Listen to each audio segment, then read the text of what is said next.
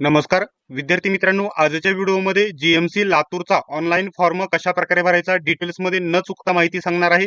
फक्त व्हिडिओ शेवटपर्यंत बघा आणि अशाच प्रकारच्या सर्व अपडेट आणि माहिती बघत राहण्यासाठी अजूनही चॅनलला सबस्क्राईब केले नसेल तर सबस्क्राईब करून घ्या आणि बेल आयकॉनलाही ऑन करा, कारण आपलं 5 लाख सबस्क्रायबरचं टार्गेट लवकरच पूर्ण करायचं आहे. आपला जीएमसी पदभरतीचा जो स्पेशल टेलिग्राम ग्रुप आहे नक्की जॉईन करा, लिंक तुम्हाला डिस्क्रिप्शन मध्ये दिलेली आहे.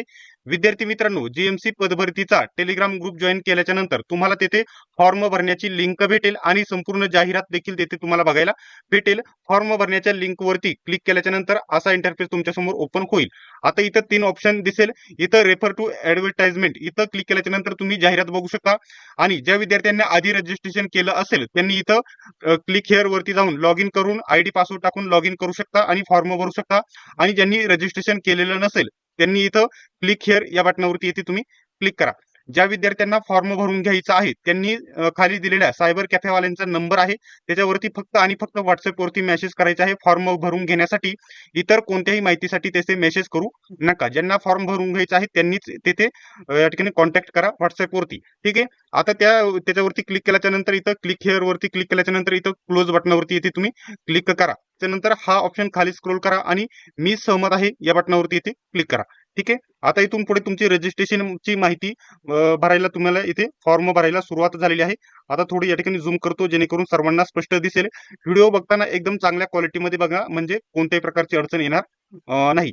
तर इथं उमेदवाराचे पहिली नाव कोणीही पूर्ण नाव इथे टाकू नका, फक्त उमेदवाराचे पहिले नाव कॅपिटल मध्ये इथे तुम्ही टाका. त्याच्यानंतर मिडल नेम म्हणजे या ठिकाणी मधले नाव टाका. ज्याप्रमाणे 10वीच्या महिलांनी नावामध्ये बदल केला असेल तरीही 10वीच्या ज्याप्रमाणे इथे वडिलांचंच नाव तुम्हाला टाकायचं आहे. त्याच्यानंतर इथे आडनाव बरोबर टाका, सर्व माहिती कॅपिटल मध्ये टाका. ठीक आहे. त्याच्यानंतर इथं मदर्स नेम म्हटलेलं आहे, आईचे नाव टाका, पूर्ण नाव टाकू नका, फक्त पहिले नाव टाका. त्याच्यानंतर इथे वडिलांचे नाव, पूर्ण नाव टाकू नका, फक्त पहिले नाव टाका.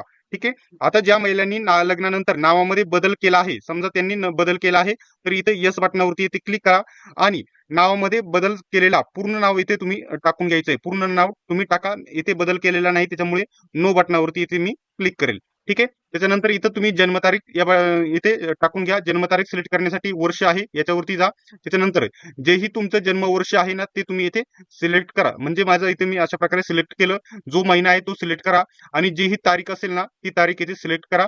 बरोबर इथे तुमची जन्मतारीख येऊन जाईल. त्याच्यानंतर इकडे खाली स्क्रोल करा. खाली स्क्रोल केल्याच्या नंतर तुम्ही कोणाचा फॉर्म भरत आहात, महिलेचा की पुरुष, तुम्ही पुरुष आहात की महिला, तर असे जे असेल ते तुम्ही इथे सिलेक्ट करा. महिलेचा फॉर्म भरत आहे त्याच्यामुळे फिमेल इथे मी सिलेक्ट करणार. ठीक आहे. त्याच्यानंतर बरोबर तुमचा मोबाईल नंबर इथे बरोबर टाकून घ्या. जो रेग्युलर चालू असणारा तोच मोबाईल नंबर टाका. तोच मोबाईल नंबर पुन्हा एकदा इथं कन्फर्म करा. ठीक आहे. तोच टाकून घ्या. त्याच्यानंतर रेग्युलर चालू असणारा ईमेल आयडी बरोबर इथे टाका आणि तोच ईमेल आयडी पुन्हा एकदा इथे कन्फर्म करा, बरोबर टाकून घ्या. ठीक आहे. सॉरी, इथं दुसरा मोबाईल नंबर टाकायचा असेल तर टाका. इकडे दोन्ही ठिकाणी ईमेल आयडी तुम्ही टाकून घ्या. ठीक आहे. त्याच्यानंतर खाली या. तुम्हाला परीक्षा सेंटर किती आहेत बघूया. तिथे खूप सारे एक्झाम सेंटर आहेत परीक्षेसाठी. जेही तुम्हाला परीक्षेसाठी एक्झाम सेंटर द्यायचं आहे 3 एक्झाम सेंटर द्यायचे. मी पहिलं नाशिक दिलं. त्याच्यानंतर दुसरं देणार आहे इथं तुमच्या सहमतीप्रमाणे तुम्हाला जे द्यायचं आहे ना तुम्ही ते देऊ शकता. नाशिक त्याच्यानंतर पुणे आलेलं आहे. आता बरोबर सिलेक्ट केल्याच्या नंतर काही एक्झाम सेंटर बरोबर गायब होतात पहिले सिलेक्ट केल्याच्या नंतर. मी नाशिक पुणे दिलं. आता इथं देतो मुंबई सिटी. ठीक आहे. अशा प्रकारचे हे एक्झाम सेंटर मी इथे दिलेले आहेत. त्याच्यानंतर खाली स्क्रोल करतो. त्याच्यानंतर हा चेक बॉक्स जो आहे ना इथे क्लिक करा. ठीक आहे. आता इथं आल्याच्या नंतर जनरेट ओटीपी बटनावरती लगेच कोणीही क्लिक करू नका. ठीक आहे. क्लिक करू नका आणि इथं काय करायचंय, आय अग्री या बटनावरती क्लिक करा. ठीक आहे. आणि जो हा कॅप्चा आहे बरोबर इथे टाकून घ्या. इथं खाली बरोबर टाका आणि रिव्हेरीफाय बटनावरती इथे तुम्ही क्लिक करून घ्या. ठीक आहे. आता इथे रिव्हेरीफाय बटनावरती क्लिक केल्याच्या नंतर सर्व माहिती इथे बघायला भेटेल. आता समजा मी इथे फिमेलचा फॉर्म भरत आहे, फिमेल बरोबर आहे. हा चेकबॉक्स इथे तुम्ही क्लिक करा. सेंटर माझे हे तीनही बरोबर आहेत मी टाकलेले ते चेक करा. अशा प्रकारे सर्व माहिती बरोबर आहे चेक करायची. समजा नाव बरोबर आहे चेक करायची, टिक करायची. अशी सर्व माहिती बरोबर आहे की चेक करा. आता समजा ईमेल आयडी टाकला आहे बरोबर आहे, इथे चेकबॉक्सवरती क्लिक करणार. अशी सर्व माहिती चेकबॉक्सवरती तुम्ही क्लिक करून घ्या. आता सर्व माहिती बरोबर आहे याची खात्री झाल्याच्या नंतर खाली स्क्रोल करा. खाली स्क्रोल केल्याच्या नंतर इथं तुम्हाला इथं ऑप्शन दिसेल जनरेट ओटीपी या बटनावरती तुम्ही क्लिक करा. ठीक आहे. त्यावरती क्लिक केल्याच्या नंतर इथं तुम्हाला एक कॅप्चा दिसेल, बरोबर जशाचा तसा इथे खाली टाका आणि सबमिट बटनावरती तुम्ही क्लिक करा. आता इथे तुमच्या या ठिकाणी मोबाईल नंबर आणि ईमेल वरती एक ओटीपी जाईल. तो ओटीपी बरोबर इथे टाका आणि इथं व्हॅलिडेट ओटीपी बटनावरती इथे तुम्ही क्लिक करा. आता इथे मी ओटीपी टाकून घेतलेला आहे. व्हॅलिडेट ओटीपी बटनावरती इथे क्लिक करा. ओटीपी हॅज बीन सक्सेसफुली झालेला आहे. क्लोज बटनावरती इथे तुम्ही क्लिक करा. आता इथून खाली तुम्ही इकडे खाली स्क्रोल करा. खाली स्क्रोल करत राहा आणि इथं सर्व माहिती बरोबर आहे याची पुन्हा एकदा खात्री करा आणि सबमिट बटनावरती इथे तुम्ही क्लिक करा. आता इथं काही एडिट करता येणार नाही. रजिस्ट्रेशनची माहिती असं त्यांनी म्हटलेलं आहे. येस बटनावरती तुम्ही क्लिक करून घ्या. ठीक आहे. अशा प्रकारची तुमच्या नेटवर्क नुसार हे स्क्रोलिंग झालेलं बघायला भेटेल. इथं बघू शकता स्क्रोलिंग होत आहे. आता इथं कालपासूनच फॉर्म चालू झालेले आहेत तरी देखील इथं बघू शकता 1078 फॉर्म आलेले आहे. क्लोज बटनावरती इथे तुम्ही क्लिक करून घ्या. ठीक आहे. त्याच्यानंतर इथं तुम्ही फॉर्म भरला होता ती सर्व माहिती इथे तुम्हाला बघायला भेटेल. त्याच्यानंतर खाली स्क्रोल करा. बघू शकता फॉर्मची सर्व माहिती इथे तुम्हाला दिसत आहे. माहिती मी हाईड केलेली आहे. काही प्रॉब्लेम नाही. आता इथं काय करायचं इथं आल्याच्या नंतर अप्लाय पोस्ट बटनावरती तुम्ही क्लिक करा. त्याच्यानंतर इथं क्रिएट या बटनावरती तुम्ही क्लिक करा. ठीक आहे. आता काही विद्यार्थ्यांचा प्रश्न आहे की तुम्ही किती फॉर्म भरू शकता. तर तुम्ही समजा शिपाईला फॉर्म भरू शकता, पहारीकरीला जेवढी पण पदे आहेत त्यांच्या सर्वांसाठी एक एक फॉर्म भरू शकतात. परंतु प्रत्येक फॉर्मसाठी वेगवेगळे फॉर्म चलन भरावे लागेल. तुम्हाला दुसरा फॉर्म भरण्यासाठी दुसरं रजिस्ट्रेशन करण्याची गरज नाही. एकाच रजिस्ट्रेशनवरती तुम्ही सर्व फॉर्म भरायचे आहेत. ते कशा प्रकारचे आपण इथे बघू शकता. आता या ठिकाणी बघू शकता अर्ज करण्यापूर्वी मी जाहिरात वाचलेली आहे. हा चेकबॉक्स इथे तुम्ही क्लिक करा. थोडी झूम करू द्या, ठीक आहे. अशा प्रकारे आता इथून खाली तुम्हाला कोणत्या पदासाठी फॉर्म भरायचे आहे सर्व पदे येथे तुम्हाला बघायला भेटतील. कक्ष सेवक, बाह्य रुग्ण विभाग सेवक, शिपाई, माळी. समजा मला भरायचं आहे इकडे खाली पहारेकरीला, तर पहारेकरीला मी भरणार आणि जर दुसरा भरायचा असेल तर हा फॉर्म भरून झाल्याच्या नंतर बरोबर दुसरं पद इथं तुम्हाला निवडायला येईल. लॉग इन केल्याच्या नंतर समजा पहारेकरीला भरत आहे त्याच्यानंतर इकडे खाली स्क्रोल करा. आता इथं खाली स्क्रोल केल्याच्या नंतर आधी भरलेली सर्व माहिती तुम्हाला आडनाव, जन्मतारीख, मोबाईल नंबर सर्व बघायला भेटेल. मॅरिटल स्टेटस आता इथं मॅरिड आहेत की अनमॅरिड. आता इथं मी अनमॅरिड जर इथं मॅरिड जर केलं ना तर काय इथं टाकायला 2 पेक्षा मुलांची संख्या आहे का, तर तुम्हाला असेल तर येस करा. 2 पेक्षा जास्त असेल तर तुम्ही फॉर्म भरूच शकत नाही 2005-6 नुसार च्या नियमानुसार. ठीक आहे. त्याच्यामुळे जे असेल ते करा, असेल ते करा आणि टाका. जर अनमॅरिड मी टाकलेलं आहे, जर येस केलं तर तुम्हाला मुलांची संख्या टाकायला येऊ शकते. म्हणजे संख्या येणार नाही, येस नो करायला येईल. 2 पेक्षा जास्त आहे किंवा कमी आहे असे टाकायला येईल. नंतर खाली या, खाली या. ठीक आहे. आता इथून पुढे तुम्हाला महत्वाची माहिती टाकायला सुरुवात झालेली आहे. ती लक्षपूर्वक ऐका. इथं इंडियन तुम्हाला सिलेक्ट करा. नंतर आपण महाराष्ट्र राज्याचे रहिवासी आहात काय, हा ऑप्शन तुम्हाला येस करायचा आहे. त्याच्यानंतर इथं म्हटलेलं आहे, काय म्हटलेलं आहे, अधिवास प्रमाणपत्र म्हणजे डोमिसाईल सर्टिफिकेट किंवा जन्म प्रमाणपत्र म्हणजे जन्म दाखला किंवा शाळा सोडल्याचं दाखला याच्यापैकी तुमच्याकडे जे असेल ना त्याची माहिती इथे तुम्ही टाकायची आहे. जन्म दाखला किंवा शाळा सोडल्याचा दाखला याची माहिती टाकली तरी देखील चालेल, परंतु जास्त करून इथं डोमिसाईलची माहितीच टाक. इथं काय करायचं आहे, डोमिसाईल सर्टिफिकेट किंवा तुम्ही शाळा सोडल्याचा दाखला किंवा जन्म दाखला कोणी इश्यू केलेला आहे, कोणाकडून घेतलेला आहे ते टाकायचं आहे. तर डोमिसाईल बरोबर तहसीलदार, नायब तहसीलदार, सब डिव्हिजनल ऑफिसर जे असेल ते तुम्ही इथे टाकून घ्या. ठीक आहे. त्याच्यानंतर ते कधी इश्यू झालेलं आहे त्याची इथं तुम्ही बरोबर इथं तारीख सिलेक्ट करा. तारीख इथं जाऊन तुम्ही जन्मवर्ष ज्याप्रमाणे सिलेक्ट केलं तारीख सिलेक्ट करा, महिना सिलेक्ट करा, बरोबर इथे टाकून घ्या. त्याच्यानंतर डोमिसाईल सर्टिफिकेट क्रमांक बरोबर इथे तुम्हाला टाकून घ्यायचा आहे. ठीक आहे. ठीक आहे. त्याच्यानंतर खाली आल्याच्या नंतर इथं तुम्हाला आता तुम्हाला इथं काय टाकायचं तुमची कॅटेगरी सिलेक्ट करायची आहे. समजा माझी कॅटेगरी आहे एसटी, ती मी एसटी येथे सिलेक्ट करणार. तर या ठिकाणी कास्ट सर्टिफिकेट म्हणजे जातीचा दाखला कोणी निर्गमित केलेला आहे, तहसीलदार, सब डिव्हिजनल ऑफिसर जे बरोबर दाखल्यावरती दिलेले असतात ते तुम्ही इथे टाकून घ्यायचं आहे. त्याच्यानंतर ते कधी इश्यू झालेले आहे त्याची तारीख बरोबर येते, तारीख, वर्ष, महिना बरोबर येते टाकून घ्या. ठीक आहे. त्याच्यानंतर इथं जात प्रमाणपत्र म्हणजे जातीच्या दाखल्याचा नंबर बरोबर इथून टाकून घ्या. जर जात पडताळणी झालेली असेल तर इथे तुम्ही या ठिकाणी त्याची माहिती जन्म ते कधी वर्ष कधी काढलेला आहे महिना तारीख सिलेक्ट करू शकतात. ठीक आहे. आता इथं ही दृश्यमान ओळखीचे चिन्ह हे टाकले नाही तरी देखील चालेल, ते मॅन्डेटरी नाही. त्याच्यानंतर खाली हा ऑप्शन सर्वात महत्वाचा आहे. एक गोष्ट याच्यामध्ये लक्षात घ्या. इथं बघू शकता आपल्याकडे पॅन कार्ड आहे का, तुम्हाला आता आपल्याकडे पॅन कार्ड आहे का, ड्रायव्हिंग लायसन आहे का, मतदान कार्ड आहे का, आपल्याकडे पासपोर्ट साईज फोटो वगैरे आहे का, सॉरी पासपोर्ट आहे का म्हणजे जो दुसऱ्या देशात जातो तो पासपोर्ट आहे का, त्याच्यानंतर बँक खाते आहे का. इथं काय म्हटलेलं आहे, किमान ओळखीचा एकच पुरावा देणे अनिवार्य आहे, एकच द्यायचा आहे. जर तुम्ही सर्व इथे ऑप्शन येस केले, समजा ड्रायव्हिंग पॅन कार्डाला मी येस केले, तर इथं बघू शकता सर्व माहिती येते बरोबर त्याची टाकायला येते. पॅन कार्डवरचं क्रमांक आणि त्याच्यावरील नाव टाकायला येते. ड्रायव्हिंग लायसन येस केलं तर खूप सारी माहिती टाकायला येते. तुम्हाला काय करायचं आहे, एकच याच्यापैकी कोणताही ऑप्शन एकच येस करायचा आहे. मी ज्याप्रमाणे पॅन कार्ड इथं वरती फक्त एकच येस केलं आहे. बाकीचे सर्व ऑप्शन तुमच्याकडे असेल तरीही बाकीचे ऑप्शन सर्व नो करा. कारण ते शेवटला सर्व अपलोड करायला येतील आणि इथे देखील वेळ जाईल. ती एकच टाकायला लागते. त्यामुळे एकच टाका. ठीक आहे. पॅन कार्डाची मी येस केलेलं आहे. इथं माहिती टाक पॅन कार्डाचा नंबर टाकणार आणि त्याच्यावरील नाव बरोबर इथे टाकून घेणार. ठीक आहे. आणि त्याच्यानंतर खाली स्क्रोल करतो. इथं माझ्या ओळखीने मी माझ्या संमतीने माझा ओळखीचा पुरावा देत आहे. या चेकबॉक्सवरती क्लिक करा आणि सेव्ह आणि नेक्स्ट बटनावरती तुम्ही क्लिक करा. इथून पुढे ही ऍडिशनल डिटेल्स आलेली आहे. आत्महत्याग्रस्त शेतकऱ्याची मुलगा मुलगी आहेत का, येस नो करायचं आहे. यापूर्वी प्रतिबंध केलेला आहे का एक्झामसाठी कोणत्याही. त्याच्यानंतर तुम्ही FIR वगैरे तुमच्यावरती केस वगैरे आहे का, कधी अटक वगैरे केली आहे का, त्याच्यानंतर खटला वगैरे गुन्हा वगैरे चालू आहे का, केस वगैरे चालू आहे का असं म्हटलेलं आहे. वर्तणूक वगैरे वाईट असल्यामुळे कधी लेखी लिहून घेतली आहे का पोलिसांनी किंवा तहसीलदारांनी असले आहे. त्याच्यानंतर तुमच्यावरती कार्यवाही करण्यात आलेली आहे की आरोपी सिद्ध झाले आहेत का, फौजदारी न्यायालयामध्ये गुन्हा चालू आहे का, असं सर्व ऑप्शन आहेत. हे जवळजवळ सर्व ऑप्शन नो असतात. ठीक आहे.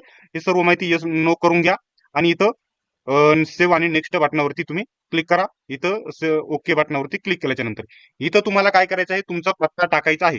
तुमचा बरोबर पत्ता जर मोठा असेल तर दुसऱ्या लाईनीमध्ये देखील टाकू शकता.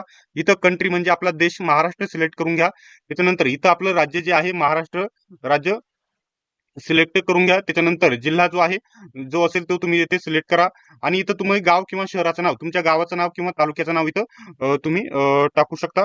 ठीक आहे. अशा प्रकारे टाका. त्याच्यानंतर जोही तुमचा पिनकोड आहे ना तो बरोबर इथे टाकून घ्या.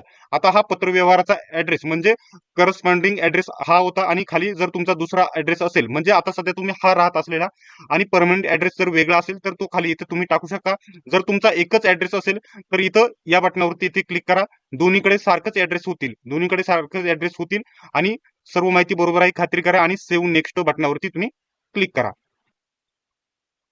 तर इथे एक गोष्ट लक्षात घ्या, तुम्हाला मराठी भाषेचे ज्ञान आहे का, म्हणजे तुम्हाला मराठी भाषा चांगल्या प्रकारे लिहिता वाचता बोलता येते की आपण महाराष्ट्राचे आहोत त्याच्यामुळे चांगले आपल्याला सर्वांना येतेच. हा ऑप्शन कंपल्सरी तुम्हाला येस करायचा आहे. त्याच्यानंतर इथं शैक्षणिक माहिती टाकायची आहे.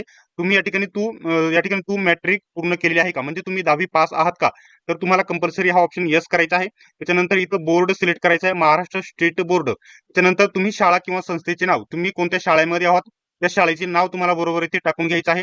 त्याच्यानंतर तुमची टक्केवारी कशामध्ये आहे, CGPA ग्रेड, CGPA पर्सेंटेज, आपली पर्सेंटेज मध्ये असते ते तुम्ही इथे टाकून घ्या. आता इथं प्राप्त गुण म्हणजे समजा मला मिळालेले आहेत इथं समजा 400 गुण, 400 गुण, परंतु ते किती पैकी मिळालेले आहेत, 550 पैकी. तर इथं बघू शकता प्राप्त मिळालेले गुण, सर्व विषय मिळून मिळालेले गुण इथे टाकायचे आहे आणि सर्व एकूण गुण इथे टाकायचे आहे आणि प्लस साईडला क्लिक केल्याच्या नंतर बरोबर तुमची टक्केवारी इथे तुम्हाला येऊन जाईल. ठीक आहे. त्याच्यानंतर मॅट्रिक्स म्हणजे 10वी पास होण्याचं उत्तीर्ण होण्याचं वर्ष. आता ते 10वीच्या बोर्ड सर्टिफिकेट वरती असते. कशावरती, 10वीच्या बोर्ड सर्टिफिकेट वरती असते. समजा इथं मी झालेलं आहे 2014 ला पास. ठीक आहे. एक मिनिट.